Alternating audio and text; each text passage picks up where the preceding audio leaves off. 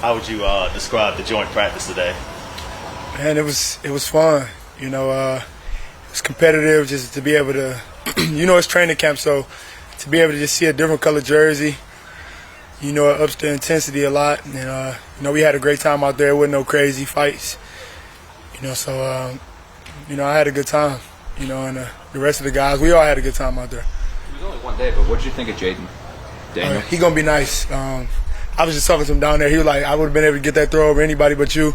We were just joking with each other. And, I know at LSU, I know they talk a lot. So, when we first lined up, I was talking about, I'm like, he young. I was just trolling him, and, he was smiling out there. So, I just told him, like, man, you're gonna be real good, man. And, it was great to just be able to line up against him. And, as a corner, you want to go against a rookie quarterback, but he's one of those guys, like, he's developed, obviously. He was drafted that high, but, he had some great throws out there. And, yeah. What did you see on that pass breakup? Looked like you had a nice leaping one there. I actually was playing the wrong coverage. So we had a cloud to the field initially, and I didn't see it was empty until, like, the last minute. We got a little check that we go to, so I would have been, like, much higher already. So then I'm like, oh, I'm still in the flat, and I seen him, like, have a little check down or something. So then I just got to panicking out. I had a feel for what they would have ran, since I had a flat route going outward, so I panicked out at an angle. So I'm like, got to be like a China 7 or something like that. And, that's where he was looking, and I made a play on fourth down. Just the fact that a lot of the starters don't get to play in early preseason games make these kind of workouts that much more important? Oh, yeah, most definitely. I came in today. I was excited. It felt like game day. And that's all you can ask for, like, when you're probably not going to play in a preseason game or something like that, but you still have the opportunity to line up against another team. So, my mindset and everything, it felt like game day. It really did, because, like, y'all know how the weather is at MetLife and in Jersey in general. It rained all during the game, and right after the game over with, didn't want to stop. That's how I was in practice today. So, it was really a game time feel for sure. Do you want to play in the preseason? Do you feel like you need that work? It don't really matter. I wouldn't be against it. I really don't care. Like, I love the game of football, so if he tell me, like, yeah, you playing for this long, like, I'm going to play. It ain't going to be nothing to really talk about. The expectations that were so high for this team going into last season, obviously everything changed, 4 plays in the season, but now, from what you've seen this team in camp, from what you've seen of Rodgers being back on the field, in your mind, are the expectations back where they were? Oh, yeah, most definitely.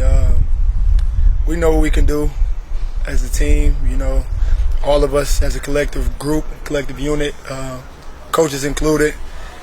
We know what we can do, man. So it's just like a matter of taking it one day at a time and just, taking the classroom, the meeting room to the field and applying that to the field and just, executing. You've seen a lot of Tyrod Taylor. Just talk about just what you've seen from him throughout the course of training camp.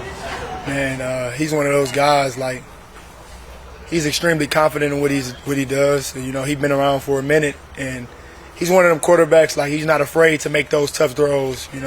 Obviously he got Aaron with him now, so I'm sure they both be learning stuff from each other, and he's going to throw them 50-50 balls, He's not going to try to be too safe, and he got a lot of arm strength, a lot of arm talent, and, he can get it done with his legs as well. So, he pretty much have everything.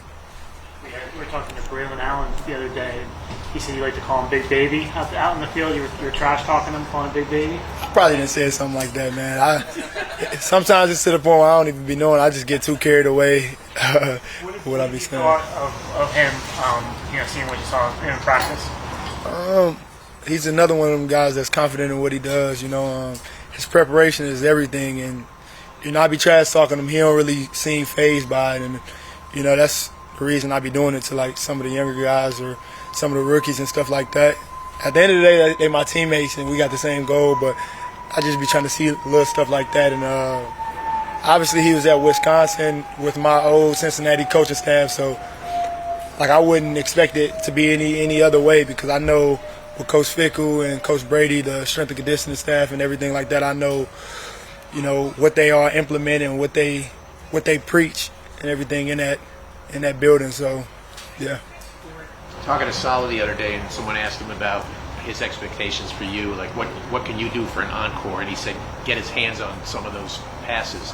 When you look back at last year, how many balls do you think you could have come? Obviously the Dallas game jumps to mind, but is there any others that you felt that you should have had, and how do you do that? I mean, if they're not throwing at you a whole lot, how do you get the picks? I feel like I could have had like 3-4 easily.